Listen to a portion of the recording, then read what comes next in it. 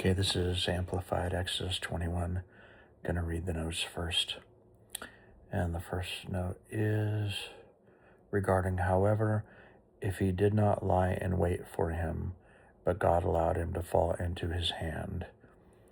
And it says, the note says, i.e., if the act causing the death of another was unintentional. Okay, the next note is regarding, then I will establish for you a place to which ye may escape for protection until duly tried. And the note says, i.e., after the children of Israel possessed the promised land, 6 cities of refuge were established. Okay. Next note says, it's regarding whoever curses his father or his mother or treats them contemptuously must be put to death. And the note says, the one who dishonors his parents in this way also dishonors God by violating God's created order of honor. Let me read that again. The one who dishonors his parents in this way also dishonors God by violating God's created order of honor. Okay. And let's see, the next note is eye for eye, tooth for tooth, hand for hand. So this is a penalty. Then you shall require life for life, eye for eye, tooth for tooth, hand for hand, foot for foot, da-da-da-da. The note says the concept of reciprocal punishment for a wrongful injury is applied mainly to special cases not already covered by more complex laws. Okay. And I think that's the last note. Okay. So here we go, Exodus 21 Amplified. Now these are the ordinances, laws, which you shall set before the Israelites. If you purchase a Hebrew servant because of his debt or poverty, he shall serve 6 years, and in the 7th year he shall leave as a free man, paying nothing. If he came to you alone, he shall leave alone.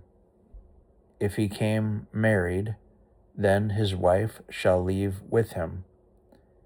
If his master gives him a wife, and she gives birth to sons or daughters, the wife and her children shall belong to her master, and he shall leave your service alone.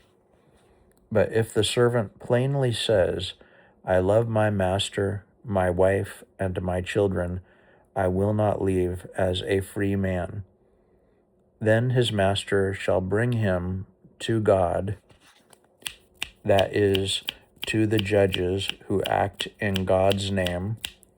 Then he shall bring him to the door or doorpost, and his master shall pierce his ear with an awl, strong needle, and he shall serve him for life. Now it says, then his master shall bring him to God, and it says in the Amplified, that is, to the judges who act in God's name. That's what the Amplified's saying, so I'm not sure about that. That's verse 6 in Exodus 21. Anyway, okay. And again, and he shall serve him for life. If a man sells his daughter to be a female servant, she shall not go free after 6 years, as male servants do. If she does not please her master, who has chosen her for himself as a wife, he shall let her be redeemed by her family.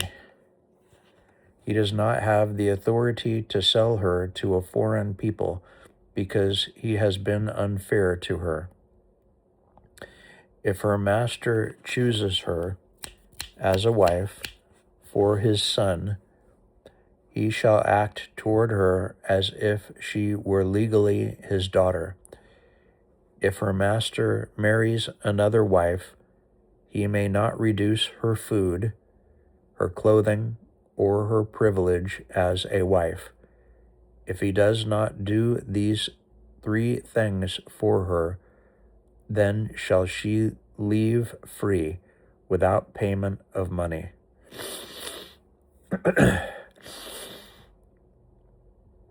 Whoever strikes a man so that he dies must be put to death. However, if he did not lie in wait for him, but God allowed him to fall into his hand, then I will establish for you a place to which he may escape for protection until duly tried.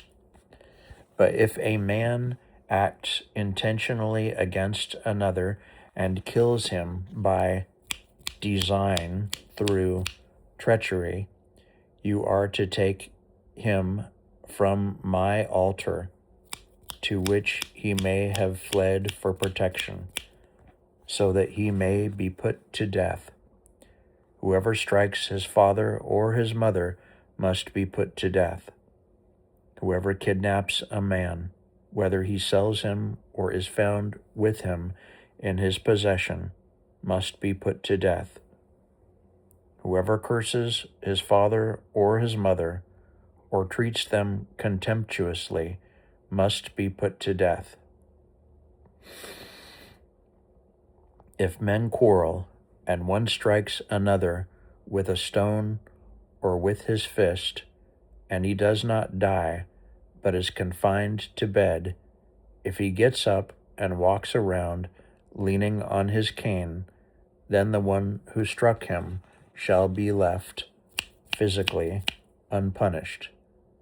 He must only pay for his loss of time at work and the costs of treatment and recuperation until he is thoroughly healed. If a man strikes his male or his female servant with a staff, and the servant dies at his hand, he must be punished. If, however, the servant survives for a day or two, the offender shall not be punished, for the injured servant is his own property. If men fight with each other and injure a pregnant woman so that she gives birth prematurely and the baby lives, yet there is no further injury, the one who hurt her must be punished with a fine paid to the woman's husband as much as the judges decide. But if there is any further injury, then you shall require as a penalty life for life, eye for eye, tooth for tooth, hand for hand, foot for foot, burn for burn, wound for wound, bruise for bruise. If a man hits the eye of his male servant or female servant, and it is destroyed, he must let the servant go free because of the loss of the eye. And if he knocks out the tooth of his male servant or female servant, he must let the servant go free because of the loss of the tooth. If an ox gores a man or a woman to death, the ox must be stoned, and its meat shall not be eaten. But the owner of the ox shall be cleared of responsibility.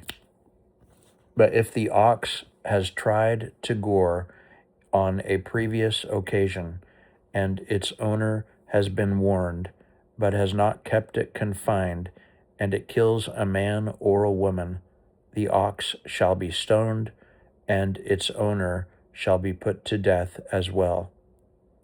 If a ransom is demanded of him in return for his life,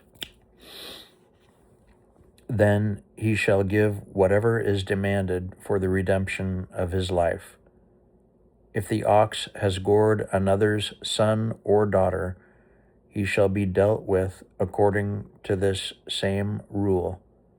If the ox gores a male or a female servant, the owner shall give to the servant's master 30 shekels of silver, the purchase price for a slave, and the ox shall be stoned.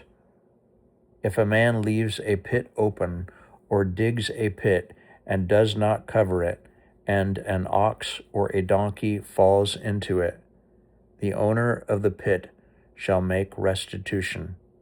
He shall give money to the animal's owner, but the dead animal shall be his.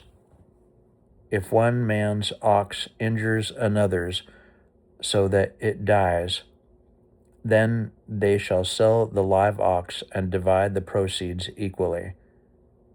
They shall also divide the dead ox between them. Or if it is known that the ox was previously in the habit of goring, and its owner has not kept it confined, he must make restitution of ox for ox, and the dead animal shall be his.